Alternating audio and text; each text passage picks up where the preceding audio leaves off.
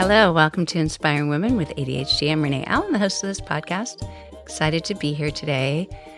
I have missed you. I've been away a little bit, traveling, holidays, getting settled back in. I almost have Christmas put away. Last year, I don't know if you do celebrate Christmas. If you do, you might have a lot of decorations like I do. And in the past few years, I get to the end and I just throw all the stuff in a box and put it in the pantry. Pantry? No, the closet.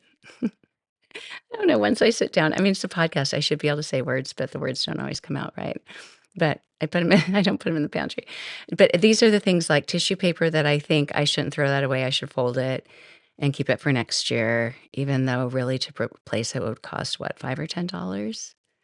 How many hours does it take me to do this? And then ribbon that I keep and roll up, and I don't know what else. But I've put away probably 6, 8 big plastic boxes of decorations meticulously, at least in my mind, that are put away with a newer method that will help me find things next year, getting rid of things that are broken or I don't need anymore or whatever. And then I end up with this pile of stuff that's, I don't know, as big as a couch. And I'm not going to shove it all in a box this year. So last night, my granddaughter came over. Well, my brother and his wife and their kids. And it's my granddaughter's birthday. She's 7. And I refused, at least in my mind, to put it all in a box and put it in the closet. So it was just off to the side of the room where people hopefully didn't trip on it. And I actually folded a little bit of the tissue paper and wound up some of the ribbon after she opened up presents and stuff. But I'm almost done with that. And what is it? January 13th. Happy January 13th. But I thought about it. I thought, well, Christmas lights, I usually keep them up a while. They're still out on our fence. Somebody turned them off on our balcony upstairs, but I thought that's good for them to be on when my granddaughter comes on. It's like celebrating her birthday. I always have to have like some little reason. But I turned them off for tonight. They're just still on the fence, but they're off because I was the only neighbor with them still on. Maybe it made people happy, or maybe it annoyed them because they couldn't see the stars. I don't know. But if you're empathetic like I am, do you think of all the things that other people might think? Are they happy? Are they sad? Does it matter? But Happy New Year to you. I'm here. I get scared for some reason when I haven't been here to record in a while. I get scared. Like, I think, I don't know if I can do this anymore. It feels intimidating, but now it feels fine. So I'm glad to be here and I'm going to get myself to record as much as I can, even ahead of time, not for the goal of batch recording and this will fill some great purpose to have them when I'm traveling or something. That would be the logical thing to do. But for me, I'm so much more comfortable here when it hasn't been a long time, when it just feels normal, when I think, what are you worried about? You just do this all the time.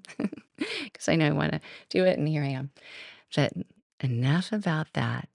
So overwhelm. Let's talk about overwhelm. I've talked about overwhelm before, but I think there's just much to cover when it comes to ADHD. And sometimes we think of being overwhelmed as that paralysis of just, I'm so overwhelmed, I can't even start something. Like I need to do this, but it overwhelms me to do it. Like the podcast, I'm overwhelmed or whatever reason, I'm scared, whatever it is. So I don't do it. But you can even have overwhelm while you're doing something and it can stress you out, or you can hear about doing something, just the idea of something can overwhelm you. There are a lot of sources, at least for me, that can create overwhelm. And I like to, and I'd like to help you do this too. I like to notice what's happening in my body. What do I feel inside? Not just what am I thinking about, although I think that's fascinating too to notice what you're thinking about, but what is going on in my body when I feel overwhelmed? Is there a source? Is it a form of anxiety? It might be. I don't know. I'm not gonna get like dive into that at least right now. I might another time. But notice what happens because sometimes when you're overwhelmed, you might feel numb. You might just kind of feel like you're in some zone And the overwhelm is the idea of doing something, so you're not really experiencing any stress or anxiety in your body because you're avoiding what is overwhelming you. You're not thinking about it. You're thinking, I'm going to do this instead. It might not even be a conscious thought, but you're feeling overwhelmed by something and you think, well, I'll just check my emails, or I'll just order some groceries, or I'll go walk in my room and lay down, or whatever it is. You find something else to do, or you stay where you are, and that overwhelm stops you. And so that can be a form of paralysis because you're not doing the thing that maybe you wish you were doing or you need to be doing. It can cause you to shut down in some ways. It can cause you to feel anxious. And I had this happen recently, just one that I can pinpoint. I'm sure it's happened a lot. But I just visited my parents and my mom needed a lot of help. And my mom has a lot of ADHD symptoms. She hasn't looked into it. In fact, we should have done that while we were there. Maybe I'll do that on the phone. Like, let's go through all the ADHD symptoms, say how many you have, and see if you think you have it. I don't think she would go to the doctor for it at this point in her life, but she might be curious. And I think she's talked about it a little bit, but I don't try to say, hey, do you think you have ADHD too? It's highly hereditary. I probably got it from you.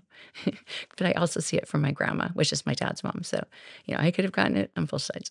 But back to her, that she was doing a lot of things. She was doing so many new things to care for my dad that it was completely overwhelming.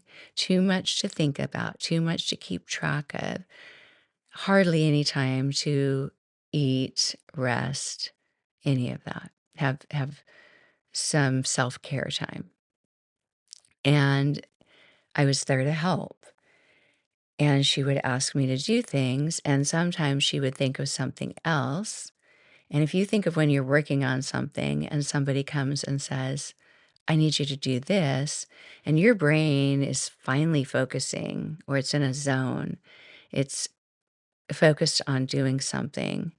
And the idea of bringing in something else is hard for you to just wrap your head around because your brain has to function in a certain way to do that. That's executive function. And when you have ADHD, you have executive dysfunction. So switching tasks is part of the brain's process. Executive dysfunction causes some problem with doing that. Switching tasks isn't easy, especially if you've gotten into a zone that's relaxing with what you're doing. And it's not like I was thinking, I have to be relaxed the whole time I'm here. I need to be relaxed. Let me be relaxed. It wasn't that, but it's just hard for my brain to make that shift. So I would sometimes do it, but sometimes I would have an automatic rejection response like, oh, I don't think I can do that. Or I can do that later. Or I'll do this, but not that. I can't do all three, but do these two. And I felt kind of bad because in fact, I told her later, which I think she didn't recognize it as much as I did, but I felt like I was saying no a lot because I've gotten to know my capacity and my abilities more. And yet, of course, I didn't want her to have all the responsibilities. So I can do this, but not that. Or I can do this, but later. And or ask me about that later or something like that. And I feel kind of bad because I was there to help. But at the same time, in one time in particular that I was just thinking of at the beginning of this little scenario that I'm sharing is that she asked me to do one thing that had a lot of details to keep track of with medication, with measuring this out and that out, and making sure you do it all in a certain order. And I know it's hard for her too. Some of it has to be done 2 hours before or after eating. Some of it has to be done not with this medicine. And I know I struggle with that with myself. I looked into homeopathics for ADHD before I looked into medication. I don't know if you looked into homeopathics, but I saw that you had to take the medicine or the homeopathic, do they call it a medicine? I don't know how many times a day. I don't remember details, like I said. So that's part of the problem with a detail-oriented task. But let's say I had to do it 4 times a day. I learned with homeopathics because I've taken them different times in my life for different things: carpal tunnel syndrome, allergies, inflammation, sleep. The one that's coffea cruda. I don't know if you've tried that. It's actually from coffee, and it helps you go to sleep. You would think it would do the opposite, but homeopathics make it so your body produces a different response, kind of the exact opposite because of what comes into you. And I know I'm doing a really bad job of describing homeopathics, but an example, like for inflammation, like in my hand or something, I would take, I can't remember what it's called. It was Rhus Tox, RHUS, Toxy something. And it doesn't matter if I say it right anyway, because you might not remember anyway. But it comes from poison oak. Poison oak or poison ivy. I grew up with poison oak, so it might have been poison ivy, but the same idea. If you've ever had poison oak, I don't know anybody who's not allergic to poison oak. Maybe there are people who say, "It doesn't bother me." In fact, I know people who've said that.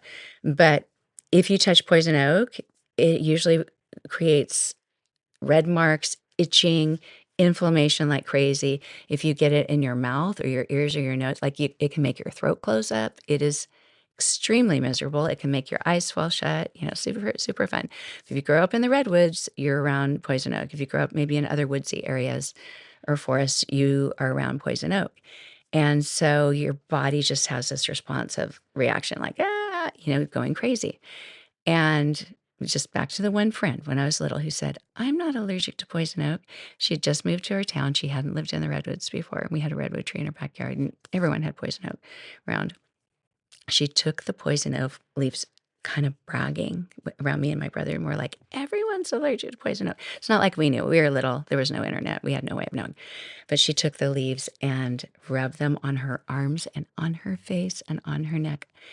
And her mother called my mom later and said, "I'm not sure if I can let Kara come." And I'm saying this, it's not outing her because we haven't been in touch since we were little. I don't think she even knows who I am anymore. But she said, "I can't let Kara come play in your yard anymore because she got really bad poison oak." She's in bad shape.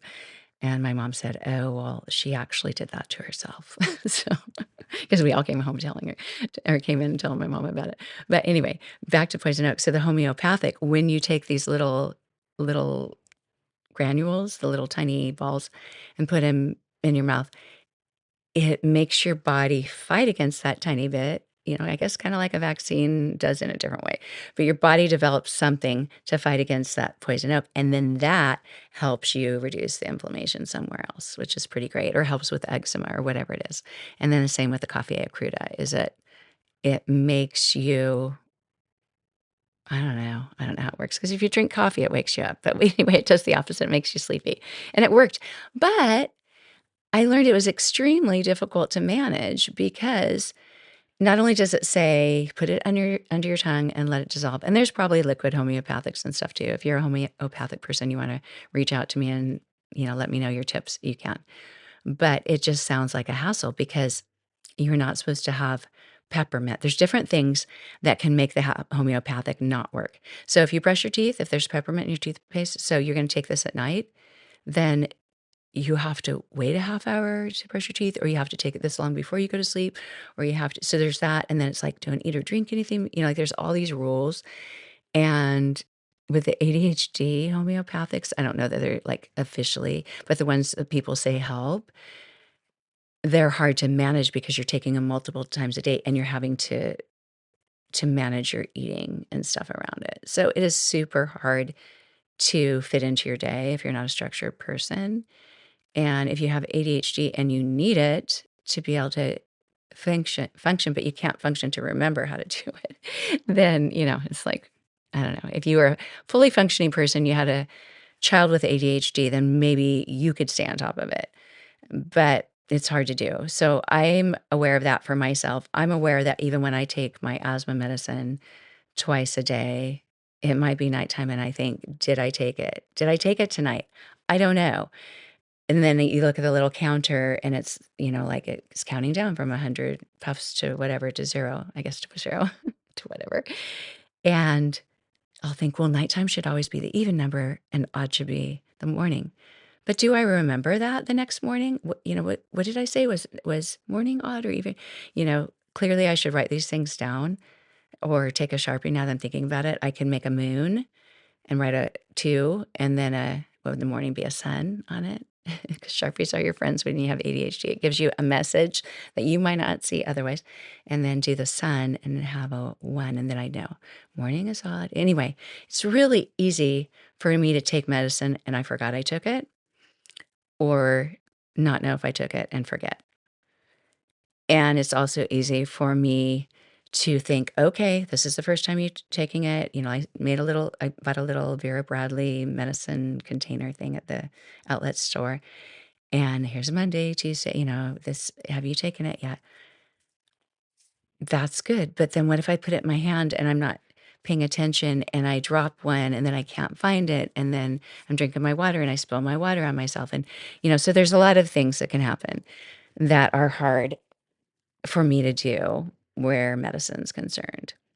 So I am thinking of my lifelong experience with this more in the past 10 years, really, while my mom's asking me this question, because she's clearly overwhelmed with this task. It is difficult for her.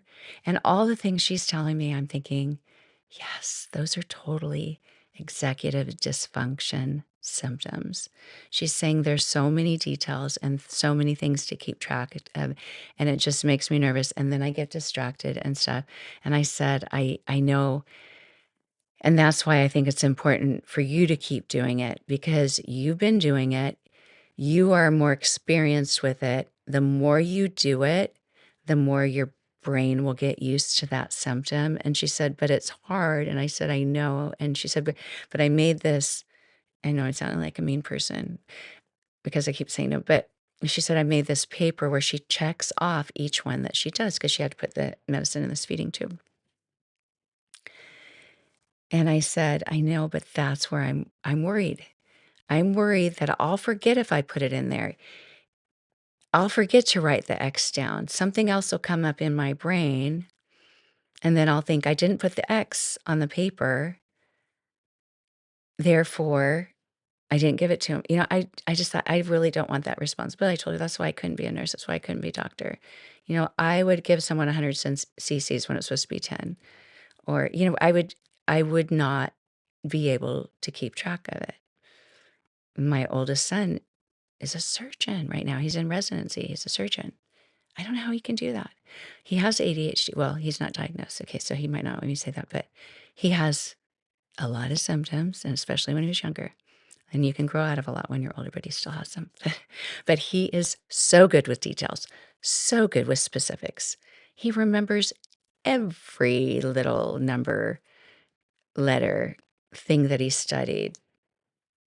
Brilliant. I think he got some of my brain, some of my husband's. He's got the good parts of both in my ADHD. But it's important to recognize what happens when even an idea of something, if you know this is hard for me to do, not only do I not want to put myself in that situation, but that could be dangerous. And I don't want to put somebody else in danger. I don't want to agree to do something that's really not a good idea. So as my mom's telling me this, I could feel all this in my body just kind of welling up in my chest, into my neck, up to my ears. My heart was beating faster. I was getting overwhelmed at the idea. It wasn't stopping me from getting something done, but it was preventing me from doing something. Actually, the overwhelm wasn't preventing me. The overwhelm was a signal that I shouldn't do it. So sometimes overwhelm can be information for you. And you really have to weigh that out. Is it overwhelming because it's just new? It's just something you haven't done before. But yeah, it would be a really good idea to do it. Or is it overwhelmed because it's uncomfortable? You get a little nervous doing it, but you want to do it. You want to do it. You want to try, I don't know, zip lining. You want to try a new ride at an amusement park. You want to do that, but you're scared. You feel this sense of, I'm not sure. I'm not sure. I'm overwhelmed. I don't know if I should do it. I don't know. I can't make a decision. Decisions are hard to do when you're overwhelmed with, like weighing out. Sorry, I just hit the microphone, but just kind of weighing out the conflicting stuff that's going on in your mind. And so it's just fascinating to observe your body, observe the signals, and then become this analyzer or judge of what your reasons are. Is it because it's just new? Is it because you're not confident, but you can probably do it and you want to do it? Is it because it's dangerous for you to do it and you shouldn't do it? And maybe somebody else who would do a much better job, or they're more capable because of their body, their brains, and how they work, then let them do it.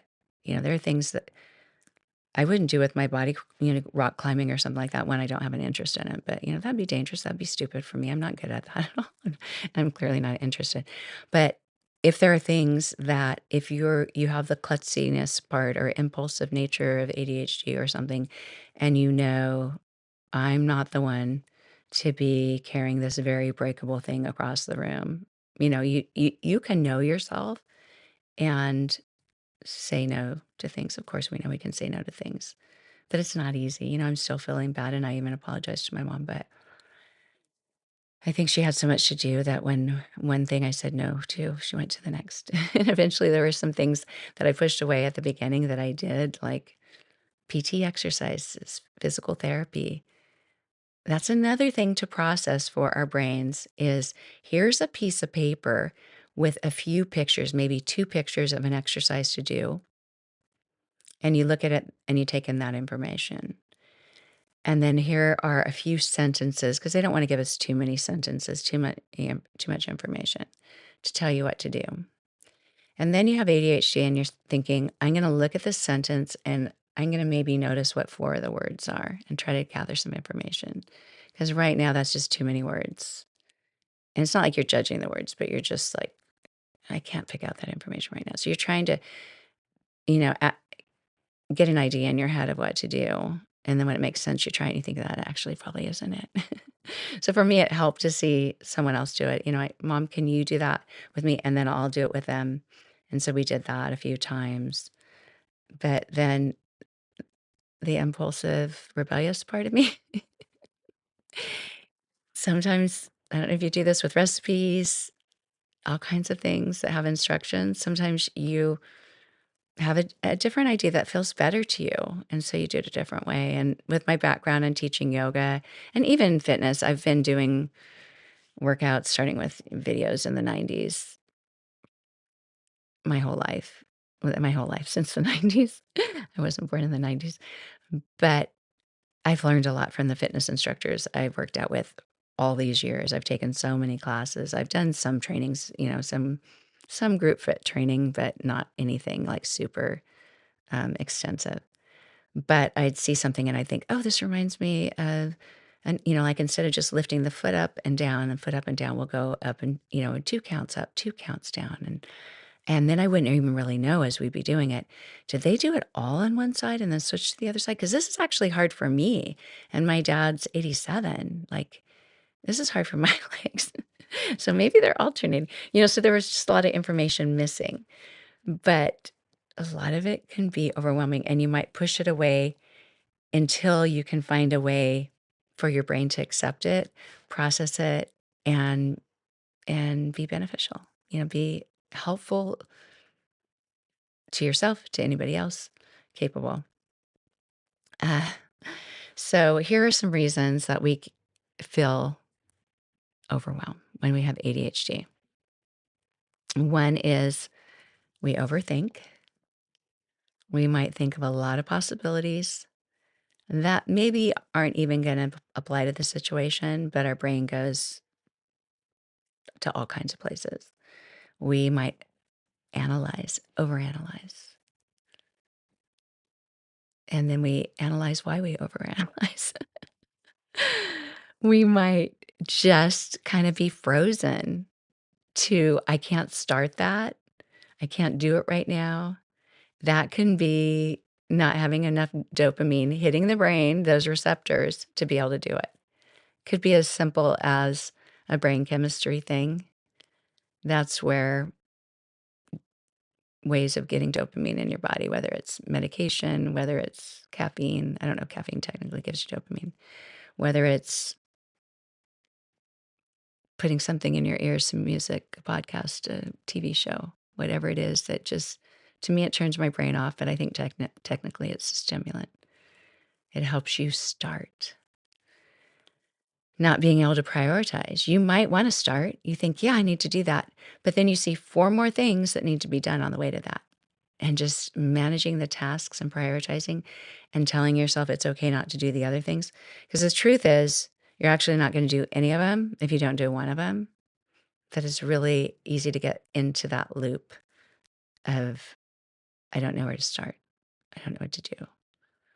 I can't do this. I can't go fold the clothes. I can't go to the grocery store. I can't go visit a friend. I can't do those things because my Christmas decorations are still out, whatever it is.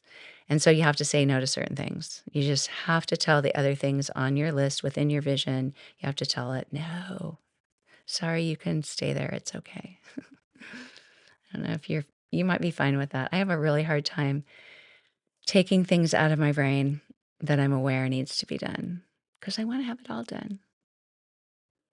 I do. I'm a high achiever. I'm a high dream achiever. The things I want to get done and that I haven't gotten done. And then there's poor time management. Do you ever say, I can't believe it's already 5 o'clock when it was just 3:30 and you thought 20 minutes had passed? I can't believe it's this time. Or, oh, I have 20 minutes before I have to leave. And all of a sudden you look at the clock and you're like, where did that time go? The time management. Or I'm just going to do this for a little bit and then I'll do that.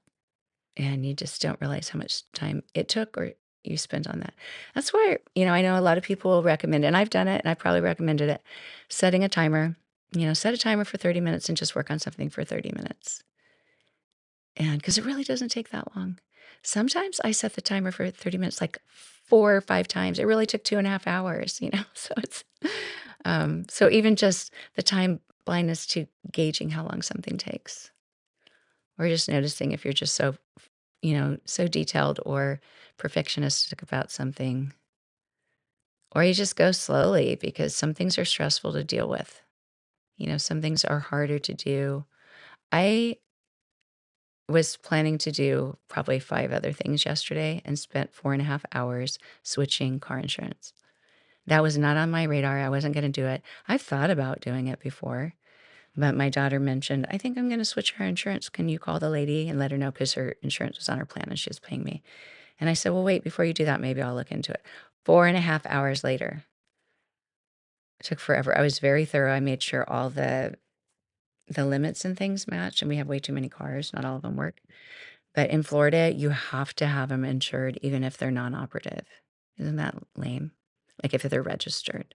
In California, you don't have to. I don't know what it's like in your state or where you live. But in California, at least when we lived there up until 2022, if your car doesn't work, and my husband fixed old cars and things, when sometimes we have cars that don't work or we have cars that break down. We have a lot of old cars. Like I said, too many. And nothing that's keyless or, like a key fob. Nothing with Bluetooth. So, yeah, in California, if your car breaks and it's not going to work for 6 months, you can turn off your insurance, you can register it as non-operative, and you don't have to pay registration fees. I think it's like $10. Maybe it's 0. I don't remember. It saves you money for a while, and then once it works again, you can mail it in. I found out, thankfully from my insurance lady, that in Florida, my car that I used to drive for I don't know how many years broke about a year and a half ago. It's still out there. My husband fixes cars, but hasn't had success with that one. But I learned that when I asked my insurance lady if she could turn the insurance off to save the $80 a month or whatever it was. She said, yes, but if you don't turn in your registration, you don't turn in your tag, which we don't call them tags where I used to live.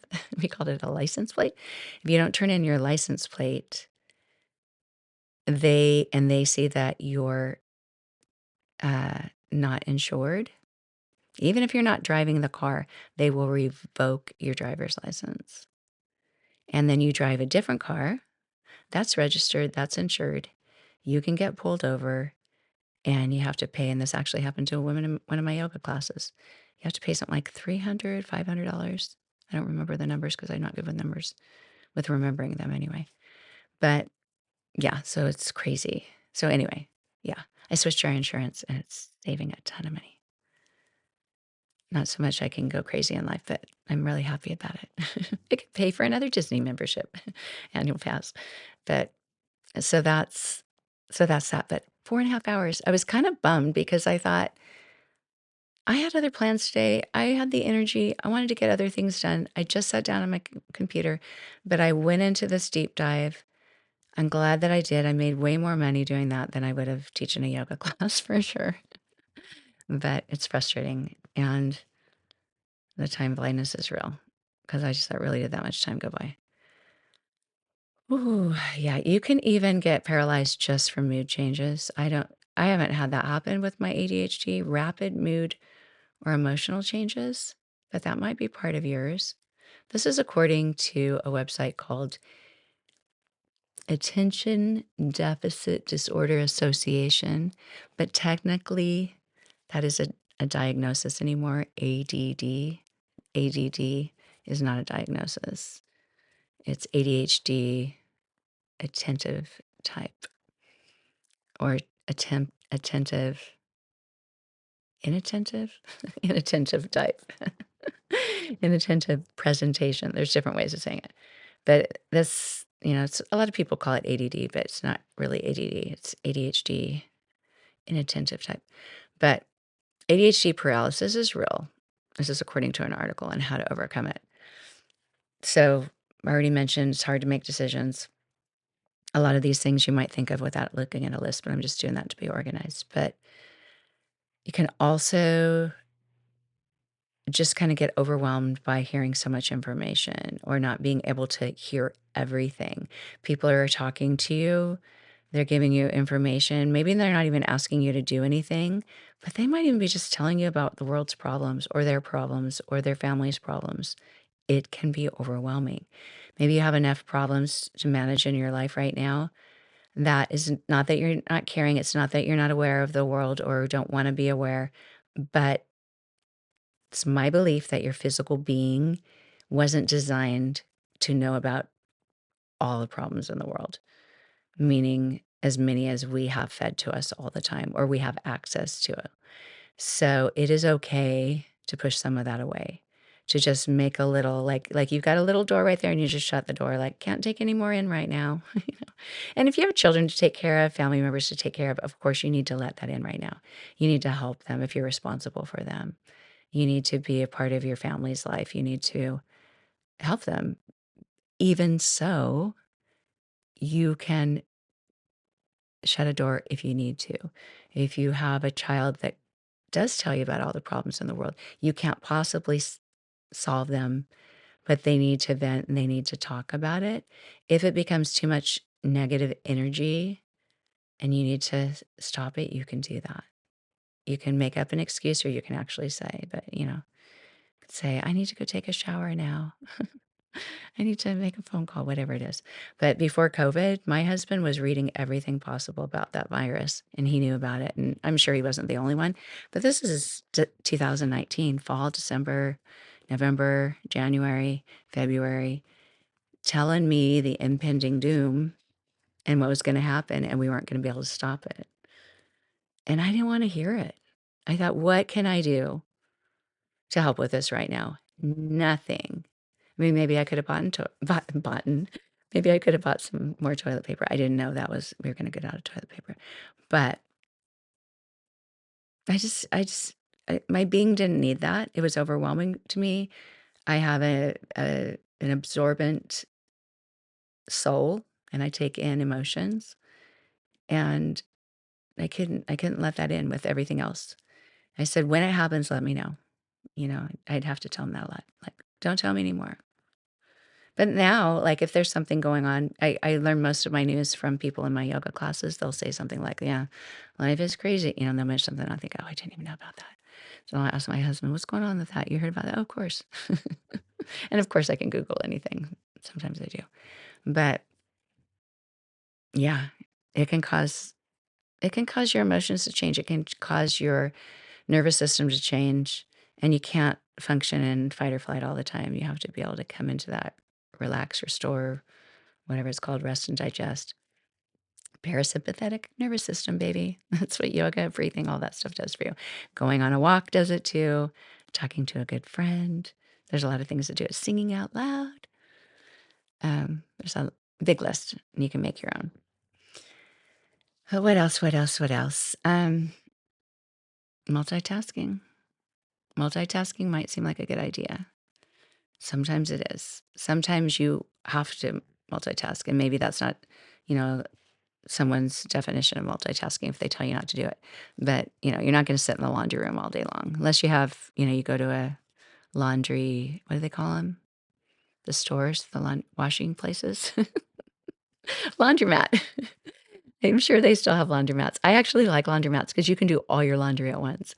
And when I was in college, for a long time, until my last year, we never had a washer and dryer in our apartment, the dorms or anything. So you took all your stuff to this room, you put your quarters in, and you hung out. Or you went back to your apartment and you went back and hoped nobody took anything from the washer or dryer. But laundry is something that you would multitask with. Making homemade bread. I love making homemade bread. I'm not going to stand in the kitchen the whole time. I'm going to do something, walk away, do something else, come back. Hopefully not forget. So multitasking can be tricky if you have to go back and forth, if you have to remember. It's best not to do that with cooking because you could forget that the stove's on, the oven's on, the whatever's on. Don't go too far that you can't hear a buzzer or that you don't have an alarm set on your phone or something. But but for the most part, if you're trying to do too many things at one time, you will max out. You will get overwhelmed. You will not be as productive. It won't it's better to do one thing at a time in most cases, if they don't if you can just stick with it, especially when you have focusing problems. So, losing your train of thought. Let's think, why would they even say that? Like, why would that be something that would cause you to shut down or to get overwhelmed or not know what to do, to process information, make decisions? I mean, I can understand losing train of thought would be hard to stay on task. Maybe it's more like just forgetting things. But I don't know. I don't get overwhelmed by forgetting things. I don't know if you do. It just disrupts life for sure. But yeah, and it's frustrating. I don't know if any of you have any ideas for supplements or medication that works better for forgetfulness, because the medication I take for ADHD does not help with memory problems, short-term memory, which is the working memory of taking some information, getting it in your brain, and remembering to do it. Lately, I think this happens a lot with Christmas shopping, is I get in such a mode of, I need to buy this, I need to buy this, I need to buy this. And then Christmas is over and my brain still wants to do that. When I walk in a room, I see what we don't have. And it doesn't even mean, obviously every room, I mean, I say obviously, you haven't been to my house, but most of our houses, we have plenty. We have, unless you run out of tape or I don't know what, you would run out of bananas or something. Maybe you need that. Do you need it right away? Maybe so. But I have a ton of tape. I have a ton of these things. But it seems like every day I walk in a room and think, oh, yeah, let's get some more toilet cleaner or let's get some more of this. And I have the subscribe and save. I have that, but I switched, subscribe and save is with Amazon if you use that. But I've switched some things to Amazon delivery because it's better price. No, Amazon delivery, Sam's Club delivery. But that's not an auto ship. So I have to think about it. Anyway, so many times the last 2 days, I've thought, I walk out of the bathroom thinking, go order more of those chlorine taps. Because in Florida, with the water here, if you don't want black lines in your toilet, that's the only thing I found that's actually good. And maybe some people don't want the smell of chlorine in their house or actually in the air. Just not even just the smell, but actually it's, if it's toxic. But I kind of like it. So the older I get, I'm not worried about some of those things as much as maybe I should be. But yeah, the last 2 days until last night, I'd walk in and I think, what was I going to do? I couldn't even get it to a Post-it note. I couldn't even write down, buy this, or put it by my computer if I wasn't going to go on my computer yet. Or I'd open my computer and I'd know when I opened the computer, but by the time I got to, like saw Gmail, it's like, oh dear, like I forgot I was even going to do that. So yeah, losing your train of thought, just forgetting. I was thinking when I first read losing train of thought, more like I'm talking about something and then you forget what you started talking about, because that can happen easily in conversations. But I don't know, that's overwhelming. That's just kind of normal part of life with ADHD. Brain fog, lack of clarity. Brain fog can be different than just forgetting something. It can just be kind of spacing out. Like, why can I not even think clearly when I'm trying to think clearly? You're not even trying to focus. You're just trying to process a thought normally. And I know a lot of people get brain fog, especially as you get older. Women get brain fog with hormonal problems, with menopause, perimenopause, uh, all those things. So it can be a struggle. So yeah. And anybody who calls it procrastination, it could, there may be times that you procrastinate, I procrastinate. But I think for the most part, we have executive dysfunction that gets in the way. And just noticing, where's this coming from? Why am I not able to do this? If you realize what form it is, if it's brain fog, if it's I can't think clearly, maybe I'm dehydrated. Maybe standing up and walking around. There is a thing, with just circulation, some water. I should get a drink right now. Actually, my mouth is as dry as can be. One of these days, maybe that'll be my New Year's resolution, which means it's not a goal to do every day. It's something that maybe I can learn by the end of the year. Is how to drink water during my podcast without feeling clunky about it. Because I feel like if I mute my microphone and stop, and drink my water while I'm talking to you, that feels rude. It feels, disrespectful. And then if I have to push buttons because I have the audio going and the video going on two separate microphones, two separate computers, that's a distraction. I'd rather deal with the the dry mouth. But yeah. Yeah, just notice if you're feeling overwhelmed by something. Just think, is it just the idea of doing something? Is it actually I'm starting to do it and it's too hard? Or I'm perceiving it to be more than it is. I'm overanalyzing it. I'm overthinking it. Or it's just too new and uncomfortable. I do the same thing in yoga classes that I try to help people determine. If you take yoga, you get some little yoga tips here and there. But I try to help people determine if I come into a pose that's a deep stretch pose and you find a way that's, I would say comfortable is a relative word in yoga. What's comfortable, you might define comfortable as like laying in your bed with a really cozy blanket or something, like relaxing, comfortable. When you're stretching, you're actually creating tension in your body. So you're creating stress in your body. But the sensation that you get from stretching can be soothing in some way. It can also be stressful in some way, like you can sense the stress. So if it feels like it's so tight and then you tighten up in your shoulders and your face and everything, then you're kind of like, oh my gosh, is this too much? So that's what you decide. Is it too much? You analyze and you say, is this too much because I'm hurting my knee or it hurts my foot to do this in pigeon pose or my hip hurts? Like, is it actually dangerous to do it? Or is it just uncomfortable because I've never tried it this way before and this teacher's suggesting this and I don't know if I want to do it this way. Maybe I'll play with some other options. Or is it uncomfortable because if I stay with it longer, my body will relax into it? So maybe I'll give that a chance. So you really just weigh out, is it safe? Is it not safe? Is it a good idea? Is it not a good idea? And sometimes uncomfortable can be good and it can turn it into comfortable. And your body and your brain learning how to take something that's uncomfortable and turn it into comfortable, it has a lot of power.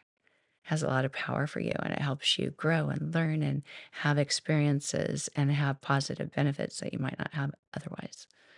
So I think that's going to be the end of my low yoga tangent. But I think I'm just going to stop here with this this discussion on overwhelm, because paralysis just is part of it.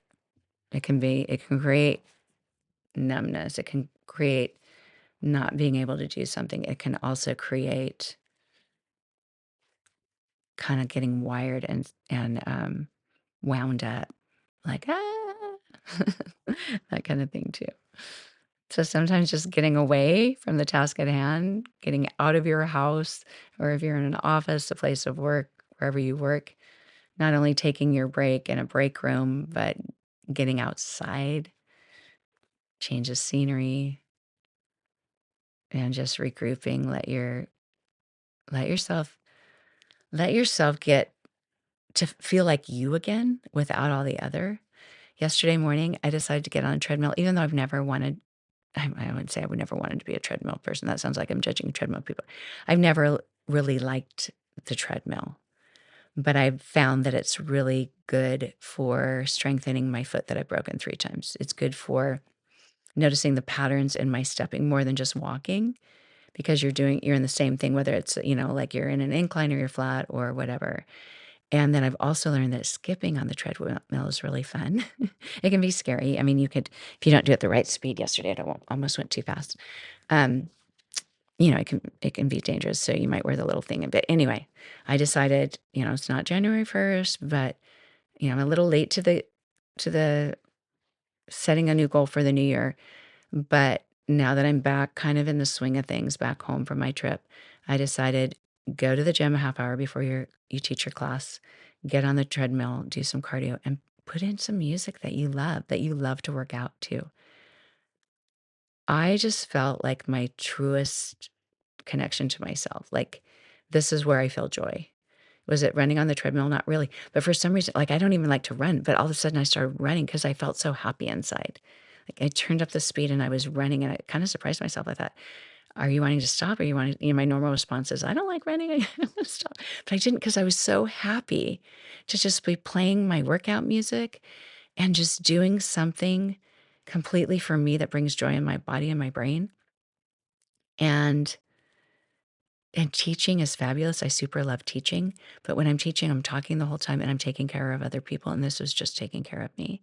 So find something, if you're finding that you're getting overwhelmed, that you're getting away from just enjoying being yourself, in yourself, by yourself, because we can do that with friends. We can enjoy being with friends and laughing, or even watching TV, watching a show. You can do that. But I think just doing something that's, it's going for a walk, a hike, or something. You don't have to be alone if you're scared to do that alone outside, but doing something physical, having some kind of that exertion, or just singing out loud with nobody around, something that you can think of that brings you joy, can help you get away and kind of shed some of that overwhelm. That's my little last tidbit of advice today. How am I doing on my time today? I have little things that tell me, but I don't always look at it. Oh, I'm doing all right. Thank you for being here. I actually started writing a song, not like a real song, but a little jingle to play at the end of my podcast. And I haven't recorded it or anything. I'm not a big singer. I'm not a soloist singer, but I can sing any parts, and I love to harmonize. So I thought, since I have GarageBand and I record my audio on GarageBand, I'm going to play with it. I'm going to record 4 parts of this little song that it will be at the end of my podcast, to remind you or ask you to rate my podcast, to share it with at least one friend. 2 friends would be better because if everyone shared it with 2 friends, how big would our community be? Rate, share, review, reach out. I would love to hear from you, all those things. And my other goal besides, I don't even remember what the last one was. That's so bad. What was my goal I said I'd do by the end of the year? Oh, learn how to drink water during my podcast. My other one is, I already forgot it. See, I'm telling you, I need the memory medicine. I've been making green smoothies and stuff to help my brain, but my goodness, I can't even remember my goal. Oh, is to be consistent with my newsletter. Is to write to you every week. And again, not starting January 1st, but I'm going to start it today, along with this podcast. But thank you so much. If things aren't written down, if I don't have that Sharpie and a Post-it, it's a problem. But, we all have to find our methods. One of my friends asked me yesterday, and I know I'm the song that never ends here because I keep going, but one of my friends asked me yesterday if I had any tips for not losing her sunglasses because she has prescription sunglasses she has to use so she can read her things and stuff while she's driving. And then she also talked about losing her AirPods. And I said, do I have answers for you? I was so excited. It was on Marco Polo. I don't know if you seen Marco Polo's video, but I walked her all around the house, showed her my glasses method, my multi-bag method, which I can show you too if you want. I can make a little video on YouTube. Maybe you have your own. I'd love to hear your ideas. But she had multiple bags too. She's like, I have this gym bag and I have that gym bag. And I'm like, yep, I have one for hot yoga. I have one for my regular yoga classes. And I have one for my workouts. And then I have one for church. And then I have a small one that can go in each one. And then I have clips to each one. But it really works. If you can afford it, if you can get multiple bags, so helpful because otherwise you forget to put things in the bags when it's time. If you have that forgetful problem. Best thing we can do for ourselves is set ourselves up with some method or system that we don't have to rely on our brains. Because we cannot always do it all. Thank you again for being here. I hope to have my song for the next podcast. I need to write that down really fast so I don't forget. But I will be back and rate, review, all those things that can help my podcast. Because I mentioned in my last podcast episode that I signed up for this thing with my podcast publisher that gives me money for letting them suggest another podcast on my list of episodes. I think it goes down 2 or something. Maybe you've seen it. I don't know if I've seen it yet. Maybe I haven't looked yet. And anyway, I don't know if it's on all the apps or not. It said in December, I got a thing. I made 2 cents, 2 pennies, $0.02. So that's kind of funny. And maybe I didn't sign up for it till the end of December, but still, I don't think I'll ever earn money on that. I did get a $10 discount on the monthly thing that I paid to publish my podcast. So that saves some money, but 2 cents. So if my podcast grows, maybe I'll get more than 2 cents back without adding commercials. So thanks for being here. I will be back. And let me know if you have any suggestions for podcast episodes. I do want to start having more people on with me. I would love to have other women with ADHD that would like to share with me one of their struggles and we could talk it through together and come up with some solutions. Talk to you later. Bye. Double chins, rubber ducks, squeaky cheese and paper cups, applesauce, Superman, rocket ships and Peter Pan, boogie boards and parachutes and soda cans, jumping jacks and pillowcases for my hands, Donald Duck and fire trucks and Pokemon, Santa Claus and Johnny Depp and Donkey Kong, chocolate chips and zipper zips and N14, little children jumping on the trampoline, model trains and passing lanes and super glue, tangerines and magazines and kangaroo. Oh yeah, Daily Run.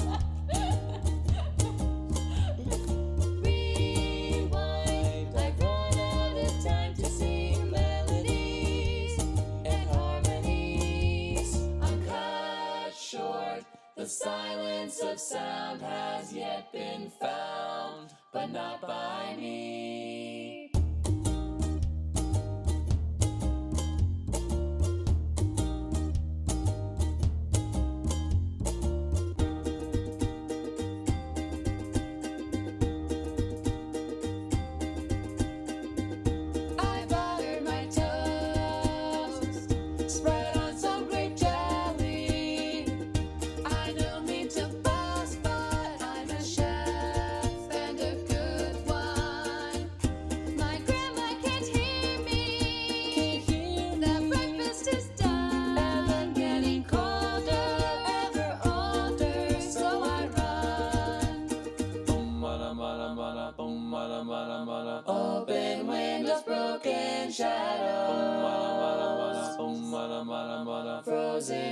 dreams are left for tomorrow. Without a cause, no time for a pause.